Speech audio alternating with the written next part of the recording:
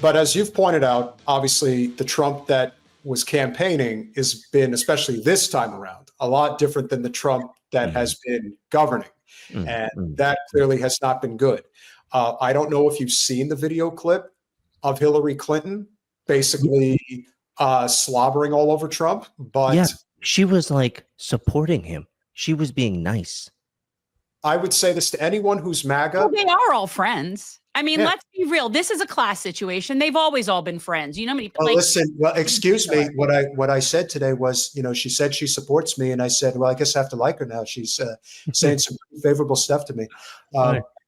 That to me, I think, is very disturbing for anyone who is still hanging on to this idea that Trump is actually fighting for an America First agenda. He clearly is. And if you're trying to side with NATO, again, we're not here celebrating Putin, but you have to call a spade a spade. And so I just want to play this clip real quick because I don't know how many people have seen it, but I haven't seen it. But if you're going to show me Hillary Clinton, I'm sorry, I need to smoke a bowl. Okay. I normally don't do that when people are on. I usually wait for her, she says, but I honestly do not know that I could sit through Hillary Clinton. All right, well, smoke one. Have fun. Here she is. Just won't go away like a disease that just lasts forever. She's a VD. That's basically what she is. President Trump were the architect of that, I'd nominate him for a Nobel Peace Prize. We are on the precipice of a meeting between President Trump and President Putin in Alaska. Drawing on your experience as Secretary of State, if you were en route to Alaska, what would you be looking to get? What does an acceptable deal look like? He is not meeting with a friend. He is meeting with an adversary. Again, why? Can I ask why that is? Does anybody have a solid explanation as to why that is? What is that? Because the last I heard about our relationship with Russia historically is that they're the ones that beat the Nazis. So I don't understand how all of a sudden they're a problem now. They're capitalists. This is political propaganda. Like this is narrative political propaganda. I find it fascinating that she would use the word adversary. Why can't a businessman meet with other businessmen? Oh, by the way, they also happen to rule countries. Great. Excellent. But I find that this narrative always to be so negative, you know? Same. Because why, like, in what way are they adversarial? I understand that they're not us, you know, but why wouldn't you say colleague? Or, you know what I mean? Because in the reality is that's what they are. Aren't they? They're both oligarchs. They're colleagues. Yeah. And I think as much as we can, you know, be dismissive of Trump and his failed campaign promises, like, I don't think he wants world war. I don't think he wants more than I don't. Yeah. And we've seen multiple clips of him say, I don't want more dead people in Ukraine. Right. He said that. Right. So we know the man has at least a heart. Right. Yeah. I think actually at this point, based on what I'm hearing on their meeting and what went down, this is a Zelensky and Ukraine problem at this point. Right. Like Trump has basically said that I mean, from what I'm understanding from this meeting, that unless Ukraine is willing to concede these points, they're going to just sort of keep doing it. Like, there's no out for this. There's no way out of this at this point. I mean, one of the reasons I wanted to talk to you is because I always like to speak with people who actually understand a thing or two about how politics and economics work in conjunction with one another. There is at least 7 trillion in natural resources in Western Ukraine. We want to engulf them into NATO so we can control those assets like every other conquest we've ever done throughout our nation's history. And Russia is saying, no, it's not your resources. You're not taking over this country. And if I have to go in there and capture the capital of Ukraine to stop you from doing it, then I'm going to do it. And they dared him. That's not what he wanted in the first place. I don't think so. No. But again, you're talking about trillions in resources. It's the same. No matter what anybody tells you, brother, eventually it's going to come out that it was always about the natural gas under Gaza's soil and the endless amounts of real estate redevelopment along the Mediterranean coastline. That's the whole purpose. And if millions of people have to die as a result, hey, that's the business of oligarch capital. That's how it works. And people think that that's sick and demented, that people think like that. Trust me, when you're sitting on a pile of billions of dollars, I'm not saying we would do it, but there's plenty of people out there who are ready, willing, and able to do it. And I really appreciate that you say it this way, because more people need to recognize the basic economics of how business works, right? If there are billions and trillions of dollars of valuable assets, minerals, resources, services, or anything of that ilk, then a multinational billion-dollar company is deeply economically interested in making sure that they can tap, resource, and pillage those resources. This is statecraft 101. Like, I'm in my mid 40s, right? So like I grew up on Civilization, right? If any of you guys played any Civilization games, you learned when I'm this character, I'm going to invade these people because I want their land. I want their oil. I want their resources, right? I don't want their stupid people. Their people are of no value to me. What is valuable to me is the resources so that I can expand. And that's how it's been the economic game for time immemorial.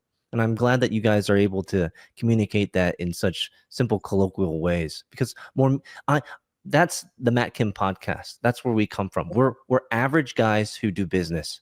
We see the world for what it is, and we're lucky enough to somewhat not sound too retarded talking about it, and so it's fresh to hear that you say it this way, because that's exactly how I'd say it. It's just business, baby. Can you finish this clip so I can stop staring at this crone? Yes. And an adversary who wants to see the destruction of the United States and the Western alliance. But if he could bring about the end to this terrible war, where Putin is the aggressor, invading a neighbor country, trying to change the borders, if he could end it without putting Ukraine in a position where it had to concede its territory to the aggressor, had to, in a way, validate Putin's vision of greater Russia, but instead could really stand up to Putin to make it clear there must be a ceasefire, there will be no exchange of territory, and that over a period of time, Putin should be actually withdrawing from the territory he seized in order to demonstrate good faith efforts, let us say, not to threaten European security. If President Trump were the architect of that, I'd nominate him for a Nobel Peace Prize. Donnie, whatever she says, don't do it. Do the exact opposite. Like if she says it, do the exact opposite.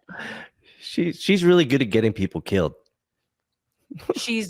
Some of that she does. Well, some of it she actually just directly does, and some of it was done by her horrible concepts. Like it's a toss-up.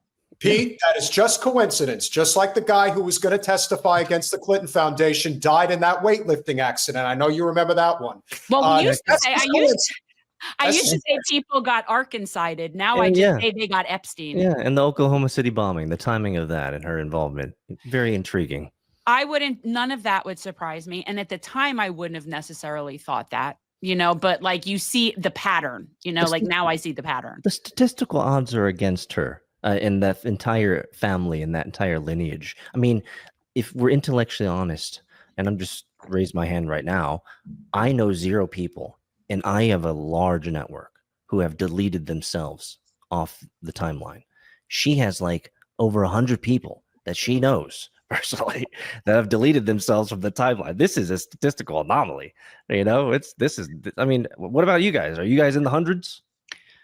Well, of course not. I mean, no, there's a lot. No, of course not. But she's, I just feel like she's one of those people that just whatever she touches turns to shit. So do you believe this type of endorsement from Hillary? I'm really curious about your guys' ideas. Do you think this type of endorsement from Hillary means that Trump has given up? Like the veil is done. Like the veil has dropped. The campaign promises.